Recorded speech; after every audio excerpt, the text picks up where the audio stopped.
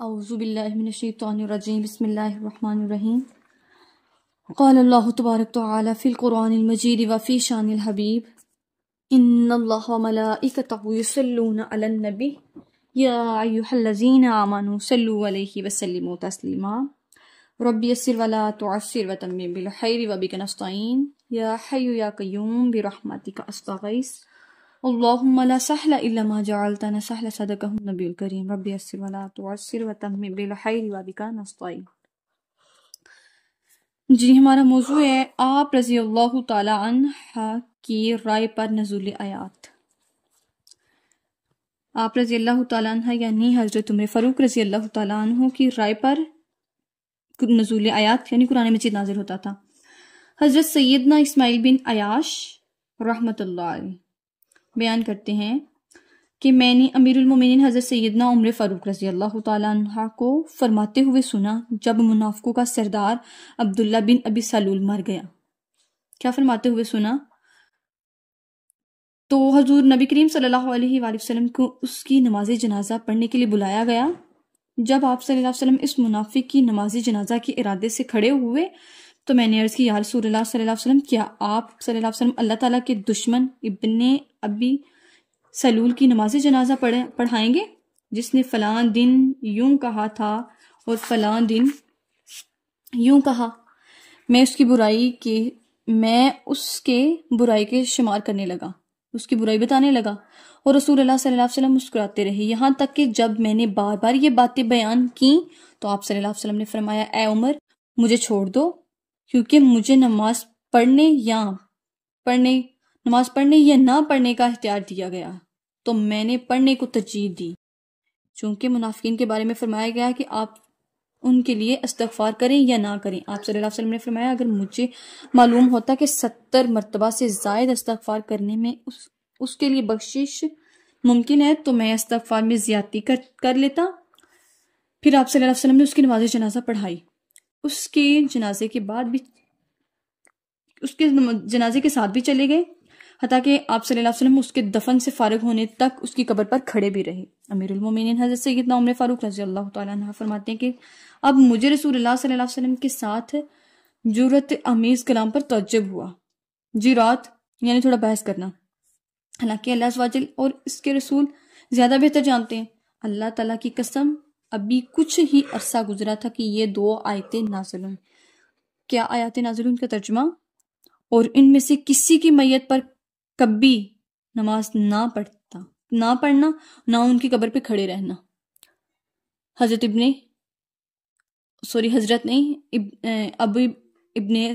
ابی سلول جو منافقوں کا سردار تھا، اس کے متعلق حضرت عمر فاروق نے رائے دی کہ منافق ہے تو اس نے یہ بات اس دن کی تھی، جھوٹی بات کی ہے، تو اب وہ مر گیا تو اس کی نماز جنازہ پڑھانے لگے ہیں تو نہیں پڑھانی چاہیے۔ تو آپ صلی اللہ علیہ وسلم نے فرمایا کہ اگر مجھے پڑھنے یا نہ پڑھنے میں سے کا اختیار دیا جاتا تو میں پڑھنے کو ترجیح دیتا، چونکہ منافقین کے بارے میں یہ کہا کہ آپ ان کے لیے استغفار کریں یا نہ کریں برابر ہے، کیونکہ ان کے دل پہ اللہ تعالیٰ نے مہر کر دی ہوئی ہے۔ اور آپ صلی اللہ علیہ وسلم نے فرمایا کہ اگر مجھے معلوم ہوتا 70 مرتبہ سے زائد استغفار کرنے سے میں اس کے لیے بخشش ممکن ہے تو میں استغفار میں زیادتی کر لیتا، یعنی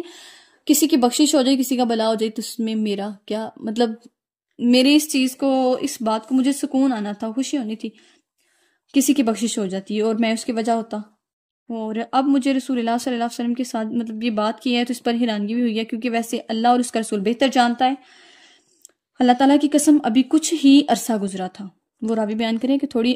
ہی وقت گزرا کہ 2 آیتیں نازل ہوئی۔ آیات میں کیا تھا کہ ان میں سے کسی کی میت پر کبھی نماز نہ پڑھنا اور نہ اس کی قبر پر کھڑے رہنا۔ رائے دی تھی حضرت عمر فاروق رضی اللہ تعالیٰ عنہ نے کہ وہ منافق ہے تو آپ اس کی نماز پڑھ رہے ہیں، اس کی نماز جنازہ پڑھا رہے ہیں، اس کی نماز جنازہ کے لیے آئے ہیں تو مطلب نہیں آپ کو آنا چاہیے۔ اس نے یہ بات کی ہے، یہ جو ہے دین اسلام میں اس نے اس چیز کو نا نقصان پہنچانے کی کوشش کی ہے، جو ہے منافق تھا۔ حضرت عمر فاروق نے رائے جو دی تھی کہ آپ اس کی نماز جنازہ نہ پڑھائیں، تو نبی کریم صلی اللہ علیہ وسلم نے فرمایا کہ اگر مجھے پڑھنے یا نہ پڑھنے دونوں میں سے کسی کا اختیار دیا جاتا تو میں پڑھنے کو ترجیح دیتا۔ تو آیات مبارکہ نازل ہوئی کہ آپ کسی کی میت پر کبھی نہ نماز پڑھنا اور نہ ان کی قبر پر کھڑے ہونا۔ جو حضرت عمر فاروق نے رائے دی اس رائے کے مطابق، یعنی اللہ تعالیٰ نے بھی اسی پہ آیات مبارکہ نازل فرمائی ان کی رائے کے مطابق ہی۔ اس کے بعد آپ صلی اللہ علیہ وسلم نے اپنی وفات ظاہری تک کسی منافق کی نماز جنازہ نہ پڑھائی۔ سمجھ آئی؟ حضرت سیدنا امام حافظ ابو نعیم احمد بن عبداللہ الصفہانی قدس سرۃ النورانی فرماتے ہیں امیر المومنین حضرت سیدنا عمر فاروق رضی اللہ تعالیٰ عنہ نے لوگوں سے دور رہنے کی بھرپور کوشش کی، لہٰذا اللہ تعالیٰ نے ان کی منافقت میں حضور نبی کریم صلی اللہ علیہ وسلم کو منافقین کی نماز جنازہ پڑھنے سے روک دیا۔ حضرت عمر فاروق نے لوگوں سے دور رہنے کی بھرپور کوشش کی، لہٰذا اللہ تعالیٰ نے ان کی منافقت میں ان کی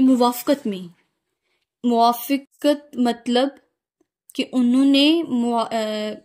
کسی چیز کے مطابق ہونا، کسی چیز کے مطابق مطلب اس کو سمجھ کے کچھ رائے دینا یا کہنا، تو انہوں نے رائے دی منافق کی نماز جنازہ کے متعلق، تو وہ فرمایا جا رہا ہے کہ اللہ تعالیٰ نے ان کی موافقت میں ان کے مطابق، ان کی رائے کے مطابق حضور نبی کریم صلی اللہ علیہ وسلم کو منافقین کی نماز جنازہ پڑھنے سے روک دیا، اور سابقہ لکھے ہوئے علم کی وجہ سے فدیہ لینے کے معاملے میں مسلمانوں سے درگزر فرمایا۔ یہی اس شخص کا رستہ ہے جو فتنہ میں مبتلا لوگوں سے فراق کا اعتقاد رکھتا اور چاہتا ہے کہ اکثر باتوں میں اس سے اتفاق کیا جائے، اور اپنے اکثر احوال و افعال میں مخالفت سے محفوظ رہیں۔ جی، یہی اس شخص کا رستہ ہے جو فتنے میں مبتلا لوگوں سے فراق کا اعتقاد رکھتا ہے۔ جو فتنے میں مبتلا ہیں لوگ، ان سے دوری رکھنا، فراق کا اعتقاد یعنی عقیدہ رکھتا ہے، اور اکثر باتوں میں ان سے اتفاق کیا جائے، اور اپنے احوال اور مطلب ایسے انسان کی باتوں میں یقین کیا جائے، اور اپنے اکثر احوال و افعال میں مخالفت سے محفوظ رہے۔ اکثر یعنی بہت، ہاف سے زیادہ، جو ہے احوال، حالتیں اور کام میں مخالفت سے محفوظ رہے۔ صدق اللہ العظیم وما علینا الا البلاغ المبین۔